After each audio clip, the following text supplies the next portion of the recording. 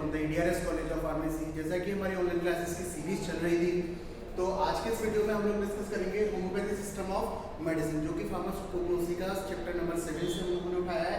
इससे पिछले वीडियोस में हम लोग डिस्कस कर चुके थे आयुर्वेदिक सिस्टम ऑफ मेडिसिन। तो आज के इस वीडियो में हम लोग डिस्कस करेंगे होम्योपैथिक सिस्टम ऑफ मेडिसिन। तो आइए पहले जान लेते हैं कि होम्योपैथी का मतलब होता है क्या है। इसमें मैंने फर्स्ट पॉइंट लिखा है द टर्म होम्योपैथी मीन्स, मतलब होम्योपैथी वर्ड जो है उसको अगर हम दो पार्ट में ब्रेक करेंगे तो उसका मतलब होता है system of similar suffering. Pathos का मतलब क्या होता है? पैथोस का मतलब होता है डिजीज और होम्योस का मतलब होता है सिमिलर। तो होम्योपैथी का मतलब जो है आराम से हम लोग निकाल सकते हैं। होम्योपैथी का होम्यो मतलब क्या है? सिमिलर, और पैथोस मतलब डिजीज, यानी system of similar suffering. Suffering is also known as disease. वहीं इसके फाउंडर की बात करें कि किसने इसको डिस्कवर किया था, तो डॉक्टर सैमुअल ने डिस्कवर किया था। तो उसी के बेसिस पे इन्होंने नाम रखा गया सिमिलर। सिमिलर का मतलब क्या है? होम्योस, और उसके बाद में पैथोस का मतलब है यहाँ पे सफरिंग या फिर डिजीज से। उसके अलावा थर्ड पॉइंट की बात करें, this system is introduced by doctor Christian Friedrich Samuel Hahnemann in 1805। यानी कि ये जो होम्योपैथी सिस्टम ऑफ मेडिसिन है वो doctor Christian Friedrich Samuel Hahnemann ने डिस्कवर किया था। कब डिस्कवर किया था? 1805 में सिस्टम को डिस्कवर किया था सैमुअल हैनेमैन ने। उसके अलावा अगर होम्योपैथी जो वर्ड है, अगर उसके पूरे सेंटेंस की हम बात करें या पूरे डेफिनेशन की अगर हम बात करें तो हम लोग कैसे उसको डिफाइन करेंगे? तो वही डेफिनेशन मैंने इसमें लिखी हुई है, treating the disease with remedies prescribe in minute dose. यानी कि किसी भी डिजीज को बहुत कम अमाउंट में उसको, माइन्यूट डोज का मतलब यहाँ पे क्या है? मिनिमम मात्रा या फिर कम डोज, यानी कम डोज में उसको प्रिस्क्राइब किया जाता है, which are capable of producing symptoms similar to the disease।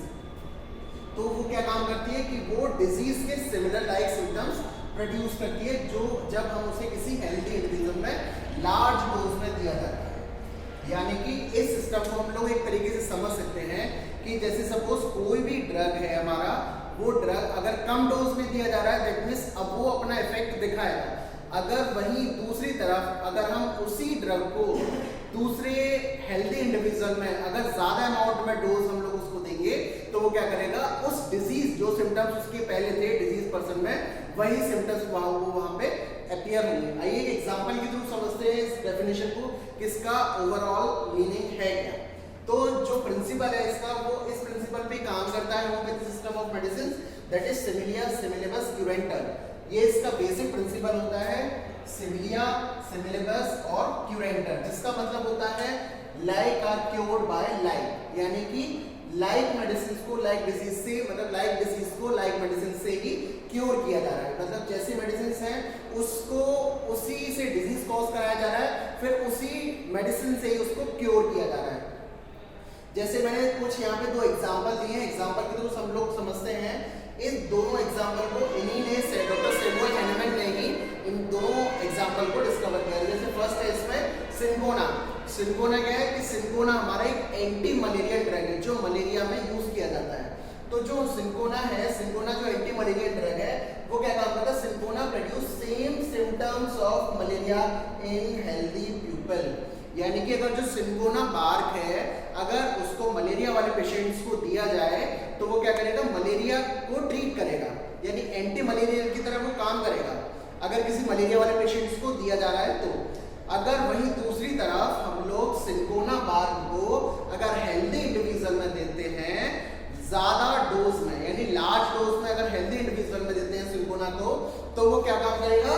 That is produce same symptoms of malaria in healthy individual, यानी मलेरिया के जैसे सिम्टम्स ही प्रोड्यूस करेगा अगर उसे ज्यादा अमाउंट में डोज दिया जाए तो। ठीक है। उसके अलावा सेकंड पॉइंट हम लोगों ने लिखा है, second example, onion makes eyes watery nose burn. ठीक है। तो जो अनियन होता है, जो प्याज होता है, वो आईज वाटरी कर देता है, नोज बर्न कर देता है। तो ये सारे सिम्टम्स जो है वो किसके हैं? हाई फीवर के हैं। तो वही हम लोग कहें कि अगर अनियन को ज्यादा अमाउंट में दिया जाए तो फिर वो क्या काम करेगा? हाई फीवर के सिम्टम्स जो है वो उस पेशेंट्स के अंदर अपीयर होंगे अगर अनियन को किसी हेल्दी इंडिविजुअल में लार्ज डोज में दिया जाए तो। जैसे मैंने एक छोटा सा यहाँ पे एग्जांपल लिया है कि ये हमारा एक हेल्दी इंडिविजुअल है, ये एक हमारा हेल्दी इंडिविजुअल है और ये एक हमारा डिजीज पर्सन है। ठीक है, ये हमारा हेल्दी इंडिविजुअल है, ये डिजीज पर्सन है, इसको पहले से मतलब इसके अंदर कोई भी डिजीज नहीं है, और वही दूसरा इंडिविजुअल जो है उसको कोई भी डिजीज अगर हुआ है। जैसे सपोज हम लोग कोई भी ड्रग हम लोग ले रहे हैं जो डिजीज को यहाँ पे ट्रीट करेगा, और वही दूसरी तरफ हेल्दी इंडिविजुअल में देंगे तो वो क्या काम करेगा, डिजीज के जैसे सिम्टम्स ही यहाँ पे अपीयर होंगे। जैसे सपोज दैट हम लोगों ने यहाँ पे सिंगोना का एग्जांपल लिया, तो वही सिंगोना हम लोग यहाँ पे भी ले लेते हैं। तो हम लोग क्या करेंगे, जैसे सिंगोना बाग है, ये पेशेंट डिजीज पर्सन, यानी कि हम लोग कह सकते हैं कि ये कौन सा पेशेंट है, फिर मलेरिया पेशेंट है, मलेरियल पेशेंट्स। ठीक है, ये हमारा मलेरियल पेशेंट्स है। तो अगर हम सिंगोना बाग को अगर कम डोज में, स्मॉल डोज में हम देंगे तो क्या करेगा, वो उस डिजीज को क्योर करेगा यानी ट्रीट करेगा। ठीक है, समझ में आया कि अगर सिंगोना बाग को कम डोज में दिया जा रहा है तो वो डिजीज को ट्रीट करेगा यानी क्योर करेगा, सही करेगा।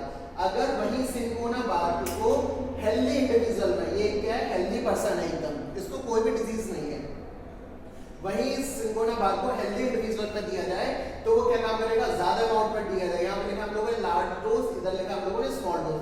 तो वही सिंगोना बाग को अगर लार्ज डोज में दिया जा रहा है तो क्या करेगा, सिम्टम्स अपीयर्ड, यानी कि जो मलेरिया के सिम्टम्स थे, डिजीज पर्सन में जो सिम्टम्स थे, वही सेम सिम्टम्स यहाँ पे अपीयर होंगे। फिर हम लोग क्या कर सकते हैं कि उन्होंने, ये जो सैमुअल हैनमैन थे, उन्होंने यही चीज को डिस्कवर किया था। जैसे वो एक बुक पढ़ रहे थे पहले, तो उन्होंने इसी तरीके की चीजों के बारे में देखा कि जो सिंगोना बाग है वो मलेरिया को ट्रीट कर पा रहा है, और वहीं दूसरी तरफ क्या है कि उन्होंने बुक पढ़ते पढ़ते ही उनको एक और सेंटेंस मिला कि उन्होंने पढ़ा इसमें कि जो अगर जो सिंगोना बाग है, सिंगोना बाग को अगर ज्यादा अमाउंट में दे दिया जाए तो क्या करेगा, वो साइड इफेक्ट प्रोड्यूस करेगा यानी सेम सिम्टम्स प्रोड्यूस करेगा। तो उन्होंने उसी चीज को स्टडी किया, और उसी चीज को स्टडी करने के बाद में फिर ये सारी चीजों को डिस्कवर किया। तभी हम लोगों ने मतलब निकाला कि treating the disease with remedial prescribed in minute dose which are capable to producing symptoms similar to the disease when taken by healthy individual in large dose।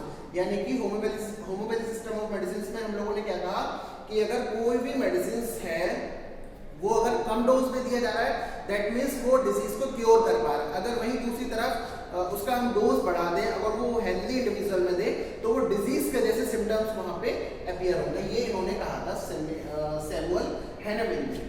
उसके अलावा अगर बात करें इसके प्रिंसिपल, तो 7 प्रिंसिपल इसके होते हैं बेस्ड ऑन 7 प्रिंसिपल्स। 7 प्रिंसिपल पे ये बेस्ड होता है। जैसे फर्स्ट है इंडिविजुअलाइजेशन, सेकंड है law of similia, law of simplex, law of minimum, law of proving, drug dynamization, vital force. तो ये सब क्या है, इनके प्रिंसिपल हैं। जैसे हमारे लॉ ऑफ सिमिला है यानी कि वही सेम ड्रग हमारा होना चाहिए और सेम इंडिविजुअल होना चाहिए जिस ड्रग से हम लोग वो डिजीज को ट्रीट करेंगे। मतलब जो लॉ ऑफ सिम्प्लेक्स का मतलब है यहाँ पे कि जो ड्रग देने का तरीका है वो एकदम सिंपल होना चाहिए, ज़्यादा कॉम्प्लिकेटेड नहीं होना चाहिए। लॉ ऑफ मिनिमम यानी डोज जो है उसकी कम होनी चाहिए। वही हम लोगों ने यहाँ पे पढ़ा था क्या है कि अगर ज़्यादा अमाउंट में दे रहे हैं तो वो डिजीज के जैसे सिम्टम्स अपीयर होंगे। तो यहाँ पे लिखा हुआ हमने लॉ ऑफ मिनिमम यानी कि डोज को कम अमाउंट में दिया जाना चाहिए। लॉ ऑफ प्रूविंग ये सेटिस्फाई होना चाहिए कि वो ड्रग वहाँ पे काम करेगा कि नहीं करेगा।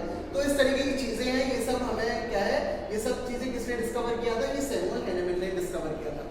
एग्जाम पॉइंट ऑफ व्यू से ये टॉपिक बहुत इंपॉर्टेंट है। तो अगर अब आपको करना क्या है कि ये जो मैंने आपको वीडियो भेजा है, इस वीडियो के माध्यम से आपको इस टॉपिक को पढ़ना है। जो पेपर मैं आपको फॉरवर्ड करूंगा वो आपको अपनी ओन हैंड राइटिंग में लिखकर नेक्स्ट डे आपको मुझे रिटर्न करना है। ठीक है, थैंक यू।